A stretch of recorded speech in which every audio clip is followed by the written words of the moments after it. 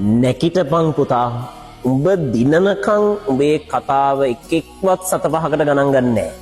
හැබැයි උඹ ගේමක් ගහපු දවසට උඹේ කතා අහන්න ගෙදරට එන්නේ කේක් බිස්කට් අරගෙන කෝල් නිකං කෝල් නෙමේ වීඩියෝ කෝල් ගන්නේ උඹ පට්ට පොරක් වෙච්ච දවසට උඹේ කතන්දර අහන්න මුළු ලෝකෙම ඔයාගේ පස්සෙම.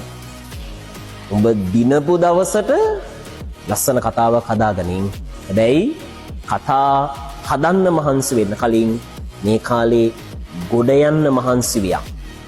එදාට උඹේ කතන්දර උඹට පත්තරේ දාන්නත් පුළුවන්. ටීවී channel වල කියන්නත් පුළුවන්, රේඩියෝ වල කියන්නත් පුළුවන්. දිනන දවස වෙනකන් මහන්සි වියක්. එදාට ඔයාට කතා කරන්න ඇහුම්කන් දෙන්න මිනිස්සු ඕනි තරම්.